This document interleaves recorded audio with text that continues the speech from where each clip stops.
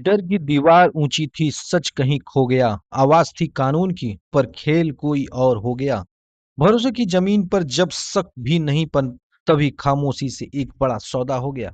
जी हाँ, दरअसल ये पूरा मामला गोरखपुर के कैंट थाना क्षेत्र का है, जहां गोरखपुर में साइबर ठगों ने डिजिटल अरेस्ट का डर दिखाकर पूर्व आयुर्वेदिक चिकित्सक अधिकारी मंजुला श्रीवास्तव से 1 करोड़ 58 लाख रुपए की ठगी कर ली। पुलिस के मुताबिक महिला के पास एक कॉल आया, जिसमें खुद को जांच एजेंसी का अधिकारी बताया गया। वीडियो कॉल पर एक कथित क्रेडिट कार्ड दिखाकर कहा गया कि इस कार्ड से आतंकवादियों को पैसा भेजा गया है और मामला गंभीर जांच के दायरे में है। कभी एनआईए का नाम लिया गया, कभी ईडी का, और कभी एटीएस का हवाला दिया गया। महिला को चेतावनी दी गई कि जांच गोपनीय है और यदि उन्होंने किसी को इसकी जानकारी दी तो तत्काल गिरफ्तारी हो जाएगी। इस डर से महिला ने पिछले 12 तारीख के आसपास से लगातार साइबर ठगों के संपर्क में रही। उन्हें वीडियो कॉल पर निगरानी में रखा गया और लाखों की रकम वेरिफिकेशन के नाम पर ट्रांसफर करने को कहा गया।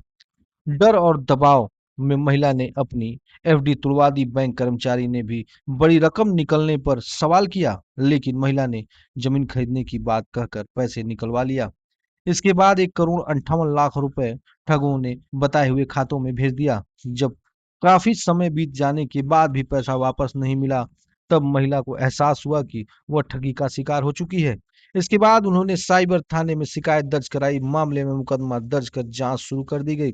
एसपी क्राइम सुधीर जायसवाल ने बताया कि पूरे प्रकरण की गंभीरता से जांच की जा रही है और जल्द ही गिरोह का खुलासा किया जाएगा। थाना कैंट क्षेत्र में रहने वाली मंजुला श्रीवास्तव, जो कि रिटायर्ड आयुर्वेदिक चिकित्सा अधिकारी हैं, इन्होंने प्रार्थना पत्र साइबर थाने पर दिया कि 13 फरवरी को इनके पास एक व्हाट्सअप कॉल आई थी, जिसमें यह बताया गया कि इनके कैनरा बैंक अकाउंट में 50 लाख रुपए हैं जो टेरर फंडिंग से संबंधित हैं। इनके द्वारा इस बात को इनकार किया गया कि इनका कैनरा बैंक में कोई अकाउंट नहीं है। तो ईडी और एटीएस आदि नाम से इनको डर धमकर इनसे इनके बैंक डिटेल मांगी गई, कितने पैसे उसमें हैं। उसको द्वारा कहा गया इनके बैंक अकाउंट में जो पैसे हैं वो टेरर फंडिंग के, जिनको इनकार किया गया। तो उसने कहा कि इस पैसों को वेरीफाई किया जाएगा आरबीआई द्वारा, और उसने 3 खाते दिए कि इन खातों में पैसा आप भेजिए, वेरीफाई किया जाएगा, अगर आपका पैसा होगा तो आपको वापस किया जाएगा। तो उसके बाद डराया गया कि आप किसी को बताएंगी तो आपको गिरफ्तार कर लिया जाएगा तत्काल।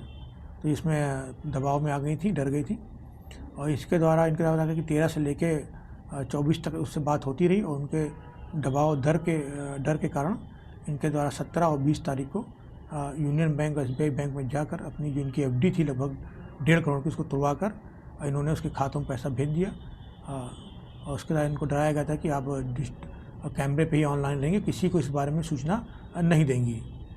तो डिजिटल अरेस्ट का भी मामला उसमें बताया जा रहा है। हाँ, इनका कहना है उनको घर में रहने के लिए कहा गया था, और इन्होंने अपने बेटे को जो बाहर रहते हैं उनको भी नहीं बताया इस बारे में, किसी को सूचना नहीं दी। इनका कहना है कि हम डरे हुए थे कि गिरफ्तार कर लिया जाएगा।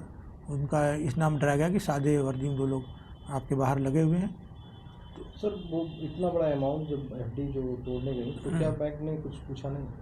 नहीं, इनका पूछताछ उन्होंने बताया कि बैंक कर्मियों से पूछा था कि जो आप पैसा भेज रही हैं कहीं कोई मांग तो नहीं रहा आपसे पैसा डर धमका कर। तो इनके द्वारा बताया कि प्रॉपर्टी खरीदने के संबंध में वो ये पैसा जो एफडी कैश करा रही हैं। सर, क्या कार्रवाई की जा रही है? इसमें मुकदमा सुसंगत धाराओं में लिख गया है। जिन खातों में पैसे भेजे गए हैं लेयर 1 और 2 में, उसकी डिटेल मंगाई गई है, उसका विश्लेषण किया जा रहा है। जिन नंबरों से कॉल आई उनकी डिटेल और आईपीडीआर वगैरह मंगाया जा रहा है। शीघ्र ही इसमें विवेचना करते हुए अभियुक्तों को गिरफ्तार किया जाएगा। इस मामले में सर आम जनमानस को क्या मैसेज देंगे सर? इसमें लगातार हमारी पुलिस जन जागरूकता चला रही है, लोगों को ब्रीफ भी किया जा रहा है कि इस तरह कोई कॉल आती है, पैसे की मांग करते हैं, डर धमका कर या इन्वेस्ट के नाम पर प्रलोभन देते हैं, तो उसमें आप न फंसें। तत्काल इसकी सूचना 1930 हेल्पलाइन नंबर पर दें, पुलिस सूचना दें, ताकि उनके खिलाफ कार्रवाई की जा सके।